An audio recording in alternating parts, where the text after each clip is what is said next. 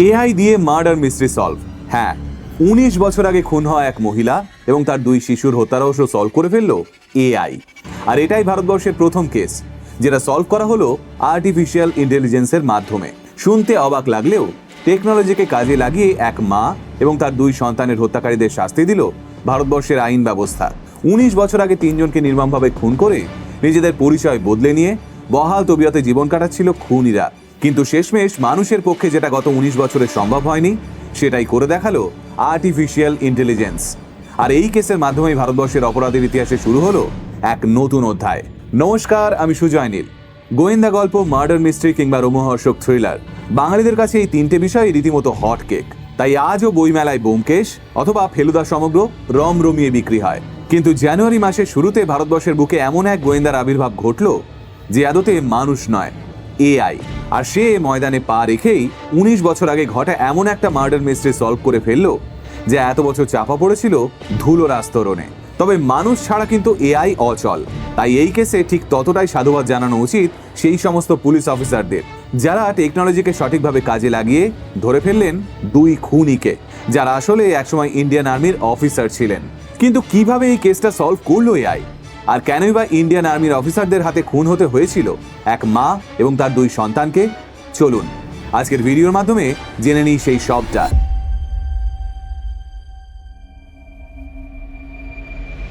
রঞ্জিনী কেরালার কোল্লাম জেলার আঁচাল টাউনে থাকা ২১ বছরের এক ঝকঝকে যুবতী। রঞ্জিনী বরাবরই আঁচালেরই বাসিন্দা ছিল। ছোটবেলা থেকেই সে ছিল হাসি খুশি আর প্রাণ চঞ্চল স্বভাবের। রঞ্জিনীর বাবা ছিল না, মা শান্তা মা তাকে কষ্ট করে বড় করে তুলেছিল। কিন্তু রঞ্জিনীর ব্যবহার এতটাই ভালো ছিল যে এলাকার সবাই ওকে ভীষণ ভালোবাসত। রঞ্জিনীর জীবনের সবকিছুই দারুণভাবে এগোচ্ছিল। ঠিক এই সময় একদিন গ্রামের মেলাতে ২১ বছর বয়সী রঞ্জিনীর সঙ্গে আলাপ হলো পাশের গ্রামে থাকা একটা ছেলেটার নাম দিবিল কুমার। সে পেশায় ইন্ডিয়ান আর্মি। ছুটিতে গ্রামে ঘুরতে আসা দিবিলের সঙ্গে রঞ্জিনীর সেই প্রথম পরিচয় ধীরে ধীরে বদলে যায় ভালো বন্ধুত্বে। আর তারপর হঠাৎই একদিন দিবিলের তরফ থেকে প্রেমের প্রস্তাব পায় রঞ্জিনী। এরপর ২১ বছর বয়সী একটা মেয়ে যখন জীবনে প্রথমবার প্রেমের প্রস্তাব পায়, তার আশেপাশের জগৎটাই আচমকা বদলে যায়। রঞ্জিনীর ক্ষেত্রেও ঠিক তেমনটাই হয়েছিল। নিজের বাবা না থাকায় রঞ্জিনী যেন আরো বেশি দুর্বল হয়ে পড়েছিল দিবিলের জন্য। এবার আপনারাই বলুন, যদি হবু জামাই ইন্ডিয়ান আর্মির মতো প্রেস্টিজিয়াস অর্গানাইজেশনে কাজ করে, তাহলে কোন মা নিজের মেয়ের প্রেমে বাধা দেবে?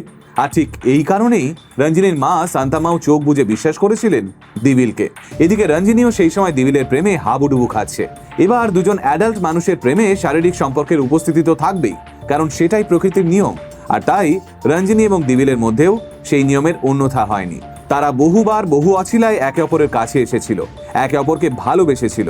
কিন্তু এখানে একটা জিনিস মাথায় রাখবেন, এই সবকিছুই কিন্তু দিবিল এবং রঞ্জিনীর বিয়ের আগে ঘটেছিল। অর্থাৎ দিবিল কিন্তু তখনও রঞ্জিনীকে সামাজিক স্বীকৃতি দেয়নি। আর তার কারণ, দিবিল আসলে রঞ্জিনীকে ভালোবাসত শুধু ওর শরীরটুকুর জন্যই। নয়তো মোটা মাইনে চাকরি করা দিবিলের কি আর গরিব বাড়ির মেয়ে রঞ্জিনীকে বিয়ে করা মানায়? এই কথাটা আমার নয়, খোদ দিবিলেরই বলা। কিন্তু আচমকা কেন এমন কথা বলেছিল দিবিল কুমার?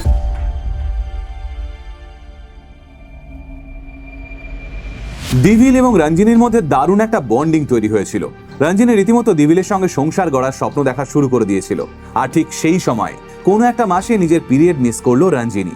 স্থানীয় সরকারি স্বাস্থ্যকেন্দ্রে চেক আপ করাতেই রঞ্জিনী জানতে পারলো সে গর্ভবতী হয়ে পড়েছে। প্রাথমিকভাবে দারুণ খুশি হয়েছিল রঞ্জিনী, কারণ সে ভেবেছিল দিবিল এই খবরটা জানলে হয়তো খুশিতে লাফিয়ে উঠবে। কিন্তু বাস্তবে বিষয়টা এমন ভয়ঙ্কর রূপ নিল যা রঞ্জিনী কখনো কল্পনাই করেনি। দিবিলকে রঞ্জিনী যেই নিজের প্রেগনেন্সির খবরটা জানালো, সঙ্গে সঙ্গে দিবিল যেন অন্য একটা মানুষে বদলে গেল। প্রথমে সে আগত সন্তানের পিতৃত্বে অস্বীকার করলো আর রঞ্জিনীকে চরিত্রহীনা হিসেবে প্রমাণিত করতে চাইল। কিন্তু দিবিলের এই নির্লজ্জ দোষারোপের বিরুদ্ধে রঞ্জিনী যখন কঠোরভাবে প্রতিবাদ করলো, ঠিক তখনই দিবিল নেমে এলো পার্সোনাল অ্যাটাকে। সে বলল, তোমার মতো মেয়ের সঙ্গে শারীরিক সম্পর্ক স্থাপন করাটাই আমার ভুল হয়েছিল। তুমি ভাবলে কি করে যে আমার বাড়ির লোক তোমাকে পরিবারের বউ হিসেবে মেনে নেবে? তাই এখনই এই বাচ্চাটাকে ফেলে দাও। হ্যাঁ, রঞ্জিনীকে অ্যাবর্শনের পথেই ঠেলে দিয়েছিল ইন্ডিয়ান আর্মির দিবিল কুমার। কিন্তু রঞ্জিনীও ছিল ইস্পাত কঠিন মানসিকতার। তাই সে দিবিলকে স্পষ্ট জানিয়ে দিয়েছিল যে নিজেদের আগত সন্তানকে সে পৃথিবীর আলো দেখাবেই। রঞ্জিনীকে কোনোভাবেই দমানো যাচ্ছে না দেখে তারপরের দিনই পাঞ্জাবের পাঠানকোটে নিজের বেস ক্যাম্পে পালিয়ে গেছিল দিবিল কুমার। এবার একটা অবিবাহিতা গর্ভবতী মেয়ে হিসেবে রঞ্জিনীর কি অবস্থা হয়েছিল ভাবুন। যে মানুষটাকে রঞ্জিনী নিজের বাবার শূন্যস্থানে জায়গা দিয়েছিল, সেই মানুষটাই রঞ্জিনীকে ঠেলে দিল গভীর অন্ধকারে। কারণ আমরা সবাই জানি একজন অবিবাহিতা গর্ভবতী মেয়েকে সমাজ ঠিক কি চোখে দেখে। তবে রঞ্জিনী ছিল লড়াকু স্বভাবের, তাই সে সোজা দ্বারস্থ হলো কেরালার রাজ্য মহিলা কমিশনের কাছে। মহিলা কমিশনের সদস্যরা রঞ্জিনীর সমস্ত বক্তব্য শুনে সিদ্ধান্ত নিল যে দিভিলকে তারা ডিএনএ টেস্টের জন্য নোটিশ পাঠাবে, যাতে পাঠানকোটের বেস ক্যাম্প থেকে ফেরা মাত্রই দিভিলের ডিএনএ টেস্টিং এর প্রসেস শুরু হয়ে যায়। কিন্তু এই সবের মাঝে ধীরে ধীরে রঞ্জিনীর মনোবল ভাঙতে শুরু করে। এলাকার যে মানুষগুলো এতদিন রঞ্জিনীকে ভালোবাসতো, তখন তারাই পথে ঘাটে রঞ্জিনীকে দেখলে টোন টিটকিরি দেওয়া শুরু করে। তাই ডেলিভারির ডেট এগিয়ে এলে রঞ্জিনী বাধ্য হয় মাকে নিয়ে কোল্লাম ছেড়ে তিরুবনন্তপুরমে পাড়ি দিতে, কারণ সেখানে গেলে অন্তত তার মেন্টাল প্রেশার খানিকটা হলেও কমবে। কিন্তু রঞ্জিনী জানতো না যে এই তিরুবনন্তপুরমেই অপেক্ষা করে আছে তার জীবনের সবচেয়ে বড় বিপদটা। কিন্তু কি সেই বিপদ, আর কিভাবে বা সেই বিপদের ফাঁদে পা দিয়েছিল রঞ্জিনী?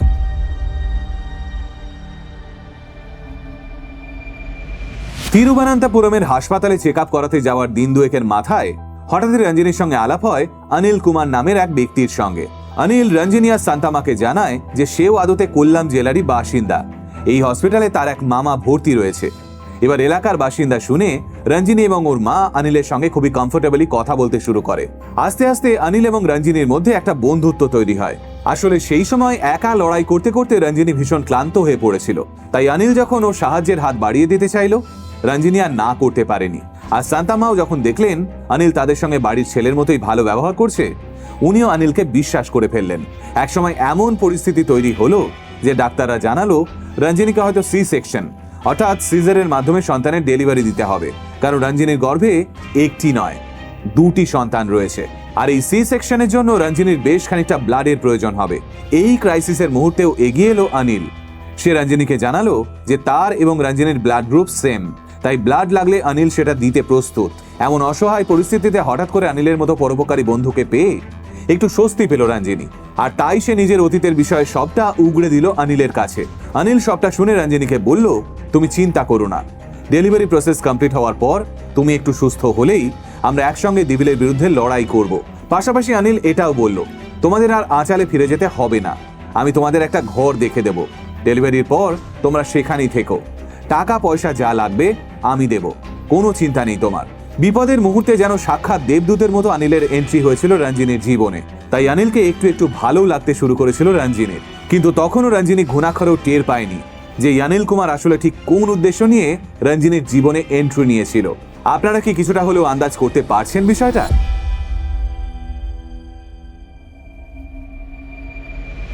2006 সালের জানুয়ারি মাস, রঞ্জিনীর কোল আলো করে জন্ম নিল ওর দুই মেয়ে। সেই খুশিতেই দোকান থেকে মিষ্টি নিয়ে এসে সান্তামাকে খাওয়ালো অনিল।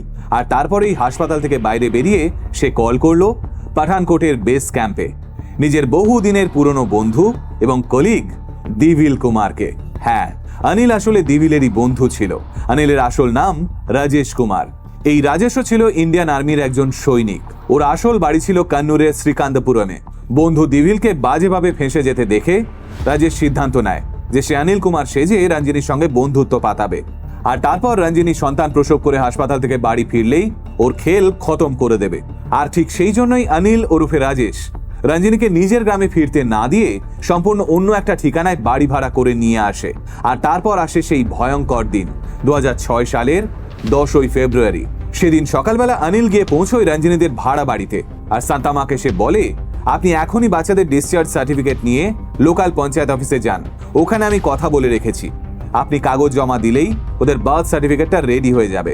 এবার অনিল সান্তামার এতটাই বিশ্বস্ত হয়ে উঠেছিল যে সে একবার বলায় সঙ্গে সঙ্গে রেডি হয়ে পঞ্চায়েত অফিসের উদ্দেশ্যে রওনা দেন সান্তাম্মা। তবে সান্তাম্মা বাড়ি থেকে বেরোনোর মিনিট 5 মধ্যেই হঠাৎ দরজায় কেউ একজন কড়া নাড়ে। অনিল আর রঞ্জিনী তখন ঘরের ভিতরেই ছিল। কড়া নাড়ার শব্দ হতেই অনিল গিয়ে দরজাটা খোলে আর রঞ্জিনী দেখে দিভিল এসেছে। দিভিলকে দেখা মাত্রই আনন্দে কেঁদে ফেলে রঞ্জিনী। সে ভাবে হয়তো নিজের যমজ সন্তান হয়েছে শুনে বাবা দিভিল তাদের দেখতে এসেছে। কিন্তু রঞ্জিনী সেই মুহূর্তে ঘুণাক্ষরেও টের পায়নি যে দিভিল আসলে সন্তানদের দেখতে নয়, তাদের মারতে এসেছে। ঘরে ঢোকা মাত্র অনিল ওরফে রাজেশের দিকে তাকিয়ে একটা মুচকি হাসি দেয় দিভিল। আর রাজেশ দিভিলকে বলে, যা করার তাড়াতাড়ি করে ফেলতে হবে, কারণ বুড়ি যে কোনো সময় চলে আসবে। ব্যাস, তারপর আর কি? রঞ্জিনী সহ 2 ফুটফুটে নিষ্পাপ মেয়ের গলাতে খুর চালিয়ে দেয় ডিভিল এবং রাজেশ মিলে। বাড়ি ফিরে সান্তাম্মা দেখেন নিজের মেয়ে এবং 2 নাতনি রক্তে ভেজা বিছানায় নিথর হয়ে পড়ে রয়েছে। একসঙ্গে 3 জন মানুষ খুন, তার মধ্যে আবার 2 জন সদ্যজাত। ফলে দাবানলের মতো খবর ছড়িয়ে পড়ে গোটা এলাকায়। পুলিশ আসে, তদন্ত শুরু হয়। রঞ্জিনীদের বাড়ির বাইরে একটা মোটরসাইকেল পাওয়া যায়, যা রেজিস্ট্রেশন নাম্বার চেক করতেই দেখা যায় সেটা পাঠানকোট আর্মি বেসের রাজেশ নামের কোনো সৈনিকের নামে রেজিস্টার করা। সঙ্গে সঙ্গে সান্তাম্মা বুঝতে পারেন সবটা। তিনি দিবিলের বিষয়টাও পুলিশের কাছে জানান। পুলিশের তরফ থেকে রাজেশ এবং দিবিলের নামে লুক আউট নোটিশ জারি করা হয়, কিন্তু ততক্ষণে পাখি ফুরুত। চাকরি বাকরি ছেড়ে দিয়ে রাজেশ এবং দিবিল এমনভাবে গা ঢাকা দিল যে বছরের পর বছর ধরে চেষ্টা করেও পুলিশ তাদের কোনো কুল কিনারা পেল না। ফলে 2010 সাল নাগাদ রঞ্জিনী এবং তার 2 সন্তানের মার্ডার কেসটাও চলে গেল কোল্ড কেসের তালিকায়। কিন্তু কথায় আছে না, পাপ কখনো বাপ কেউ ছাড়ে না। এক্ষেত্রে সেই কথাটা সত্যি হতে সময় লাগলো 19টা বছর। শেষ অবধি এআই এর দৌলতে ধরা পড়ল রাজেশ এবং দিবিল দুজনে। কিন্তু কিভাবে?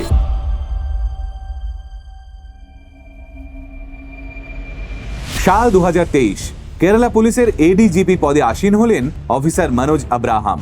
এই মনোজ আব্রাহামের নেশা ছিল নতুন কেস সলভ করার পাশাপাশি বিভিন্ন পুরনো কেস নিয়েও নাড়াচাড়া করা। সেইভাবেই 2024 সালের অগাস্ট মাসে রঞ্জিনী মার্ডার কেসের ফাইলটা মনোজ আব্রাহামের হাতে এসে পড়ে। কেসটা নিয়ে পড়াশোনা করতে করতেই খুনের ব্রুটালিটি মনোজ স্যারকে চমকে দেয়। মা সহ 17 দিনে 2 সদ্যজাত শিশুকে গলার নলি কেটে খুন করে দেওয়া খুনিদের আজ অবধি ধরা যায়নি। এই একটা জিনিসই কাঁটার মতো বিঁধতে থাকে মনোজ আব্রাহামের মনে। তাই তিনি কেস ফাইল ঘেঁটে দিবিল এবং রাজেশের সেই সময়কার 2 ছবি বের করেন। আর তারপর নিজের টেকনোলজি টিমকে সেই ছবি 2 দিয়ে মিস্টার আব্রাহাম বলেন, এআই এর সাহায্য নাও। এই দুজনকে 19 বছর পর, অর্থাৎ এখন কেমন দেখতে হতে পারে সেই ছবিটা তৈরি করো।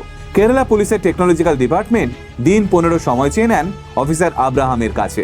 আর তারপর ঘন্টার পর ঘন্টা ধরে আর্টিফিশিয়াল ইন্টেলিজেন্সের মাধ্যমে দিবিল এবং রাজেশের সেই কম বয়সী ছবি 2টোকে 40 মানুষের মুখে বদলে ফেলেন অফিসারেরা। দিন 15 বাদে ছবি 2 হাতে পেয়েই চোখটা চকচক করে ওঠে অফিসার আব্রাহামের। এবার তিনি নিজের টেকনোলজি টিমকে আর একটা নির্দেশ দেন, আর্টিফিশিয়াল ইন্টেলিজেন্সের মাধ্যমে সমস্ত সোশ্যাল মিডিয়া যেমন ফেসবুক, ইনস্টাগ্রাম, টুইটার, ইউটিউব, এমনকি স্ন্যাপচ্যাটেও ডিপ স্ক্যানিং করার। টানা 4 মাস ধরে বিভিন্ন সোশ্যাল মিডিয়ায় উপস্থিত থাকা সমস্ত ছবিকে ধরে ধরে ডিপ স্ক্যানিং চালায় কেরালা পুলিশ। হ্যাঁ, এই সময়টাই হয়তো আমার আপনার সোশ্যাল মিডিয়ার ছবিতেও চোখ বুলিয়েছিল কেরালা পুলিশ। আর্টিফিশিয়াল ইন্টেলিজেন্সের এই ডিপ স্ক্যানিং করতে করতে দিবিল এবং রাজেশের ছবির সঙ্গে কোনো ছবি হয়তো 20% মিলত, কোনোটা বা 30%। কিন্তু একদিন আচমকা একটা ছবির সঙ্গে রাজেশের ওই ছবিটা 90% ম্যাচ করে যায়। পুলিশ দেখে ওটা পুদুচেরির একটা মেয়ের বিয়ের ছবি, যেখানে সে একটা গ্রুপ ফটো তুলে ইনস্টাগ্রামে আপলোড করেছে। সেই ছবির একটা মুখের সঙ্গে 90% ম্যাচ করে যায় এআই দিয়ে তৈরি রাজেশের এখনকার মুখ। ব্যাস, অফিসার আব্রাহাম সঙ্গে সঙ্গে যোগাযোগ করেন সিবিআই এর সঙ্গে। আর সিবিআই এর তরফে যোগাযোগ করা হয় পুদুচেরি পুলিশের সঙ্গে। এবার সিবিআই কোনো কেস নিয়ে মুভ করছে মানে সেটা যথেষ্ট সিরিয়াস কেস। তাই পুদুচেরির পুলিশ সঙ্গে সঙ্গে ওই মেয়েটির সঙ্গে যোগাযোগ করে এবং জানতে পারে ছবিতে থাকা ওই ভদ্রলোক আসলে মেয়েটির মেশো, যার নাম প্রবীণ কুমার। মেয়েটির থেকে প্রবীণ কুমারের বাড়ির অ্যাড্রেস নিয়ে সরাসরি সেখানে হানা দেয় পুলিশ। গ্রেপ্তার করা হয় প্রবীণ কুমারকে। আর পুলিশের 3rd ডিগ্রি জেরার মুখে প্রবীণ কুমার স্বীকার করে যে সেই আদতের রাজেশ। এবার রাজেশকে কাস্টাডিতে নেওয়ার পর দিবিলকে খুঁজে পেতে বেশি বেগ পেতে হয় না পুলিশকে, কারণ বর্তমানে রাজেশ এবং দিবিল দুজনেই বিজনেস পার্টনার। ওরা একসঙ্গে একটা ইন্টেরিয়ার ডেকোরেশনের বিজনেস চালাতো। রাজেশ পুলিশকে জানায় দিবিলের নতুন নাম এখন বিষ্ণু। এবার বিষ্ণু ওরফে দিবিলকে গ্রেপ্তার করার পর সেও খুনের কথা স্বীকার করে নেয়। পুলিশ জানতে পারে দিবিল এবং রাজেশ দুজনেই বিয়ে করেছে, তাদের বউয়েরা স্কুলের শিক্ষিকা এবং দুজনেই দুজনের খুব কাছের বান্ধবী। নিজেদের বরের এমন ভয়ঙ্কর অতীতের কথা শুনে তারা দুজনেই আপাতত ট্রমায় রয়েছেন।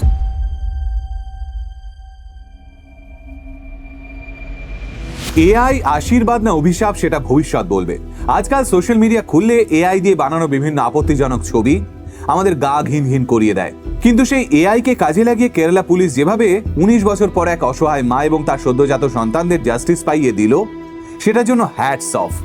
এর থেকে এটাই মানে দাঁড়ায় যে এআই যদি সঠিক হাতে পড়ে তাহলে সত্যি সত্যি কামাল হতে পারে।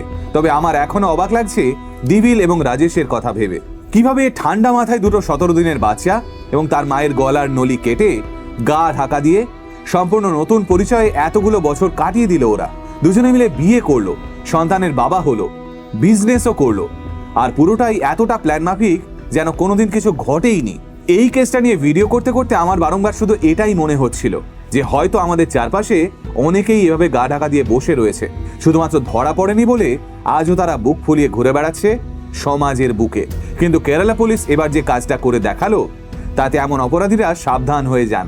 এআই যদি এভাবে ইনভেস্টিগেশনে হেল্প করা শুরু করে, তাহলে আরো অনেকেরই পর্দা ফাঁস হতে চলেছে। কারণ দিনের শেষে সবার উপরে কর্মা সত্য, তাহার উপরে নাই। যাই হোক, আমার আজকের এই ভিডিওটা আমি এখানেই শেষ করছি। দেখা হবে নতুন কোনো ভিডিওতে।